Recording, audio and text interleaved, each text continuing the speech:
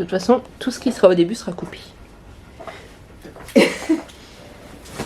Hello et bienvenue dans la première vidéo de notre chaîne Paris Angomère. Première vidéo d'une série qui va justement expliquer comment je suis passée de Paris à Angomère. Hello, c'est Mélie. Bienvenue sur l'apprentiplume.com, je crois. .com.fr. Je sais jamais. L'un des deux. Je mettrai, je rajouterai tout ça en commentaire. .org.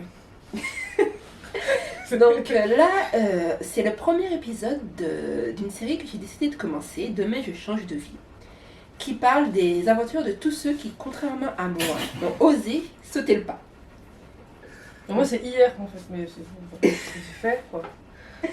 Et donc, nous sommes avec Vix, Ouais, parce que apparemment. c'est mon pseudo. Donc nous sommes avec Vix, la blogueuse derrière le blog cequejessais.overblog.com. Un énorme blog avec au moins 10 lecteurs réguliers quoi. Et donc elle a osé sauter le pas, donc elle a quitté la région parisienne pour venir s'installer fort loin de moi. Ouais, c'est le seul problème d'ailleurs. Donc déjà on va commencer par parler de qu'est-ce que tu faisais, c'était quoi ta vie avant, ça ressemblait à quoi?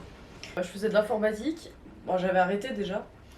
Et puis sinon j'ai toujours vécu en région parisienne, dans le Val d'Oise et puis par la suite du côté de Montreuil.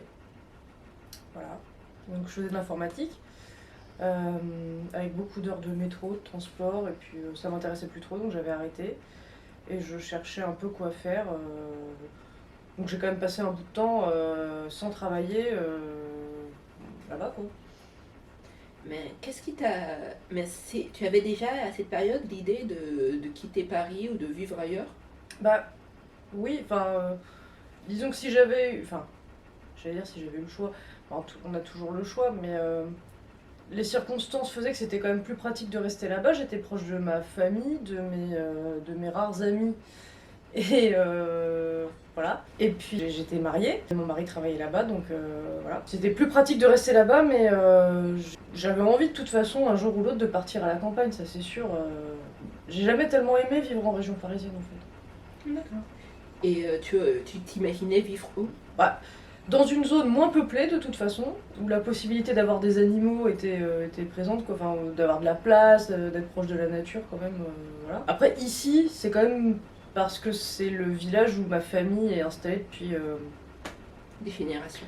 1700 quelque chose à peu près quoi. Ah ouais. Donc c'est pas au hasard, je suis toujours venue ici en vacances et donc c'est un endroit que je connais. C'est l'Ariège, un département que je connais bien quoi. Donc je suis pas partie dans un lieu complètement inconnu. Mais bon, un endroit de ce type-là, on va dire, m'aurait plu de toute façon, je pense, mais c'est vrai que là, ça facilite l'installation. Quoi.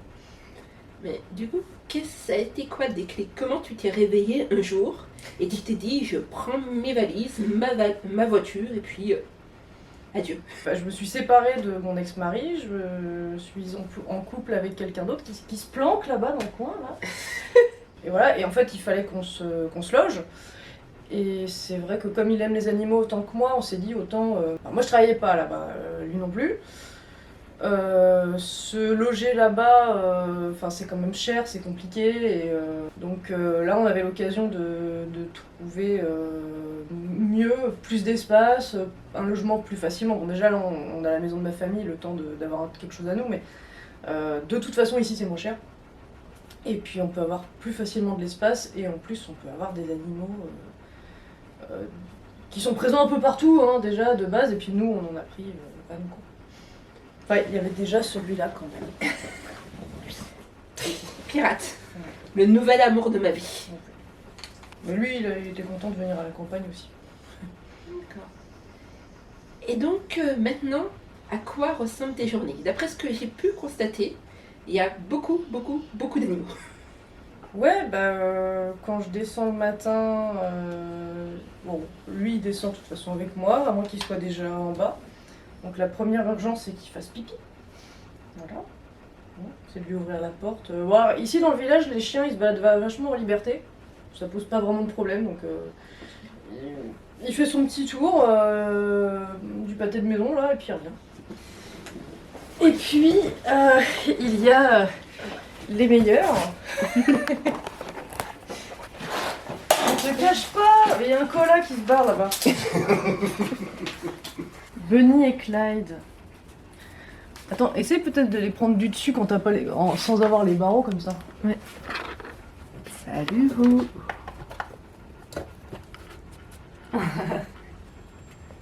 Hello. Donc c'est deux frangins qui étaient destinés à être mangés. C'est un ami qui les avait, donc c'était une portée qui était née dans ses clapiers, quoi. Et on s'est tellement extasié dessus qu'il nous les a cédés gentiment, parce qu'il en a plein. Et on pensait que c'était deux filles, et puis finalement c'est deux mecs. Mais dans tous les cas, ils risquent pas de se reproduire, donc ça va. Et puis ils sont mignons comme tout, quoi. Donc la deuxième étape, c'est de leur servir leur petit-déj. Et il y a aussi des ânes. Ouais, mais alors bon, les ânes ils sont sur le terrain. Et du coup, la troisième étape du matin, c'est eux là-bas. Ah oui. Tu souhaites connaître la suite et découvrir les conseils de Vix pour s'installer à la campagne? Sur Paris-en-Gomère, on parle de la vie en ville et à la campagne, mais pas que. Avis lecture, animaux, billets d'humeur. Abonne-toi à la chaîne pour être informé de chaque nouvelle vidéo. Moi aussi, je vais tester si j'ai l'air grosse. Ouais. Salut. C'est moi. Alors, est-ce qu'on a l'air grosse? Allez, viens participer au film. Pour montrer à quel point toi aussi tu es beau et farouche. Bah oui, regarde. Non, assis. Assis, gros. Assis, vieux père. C'est mieux? Il m'ignore.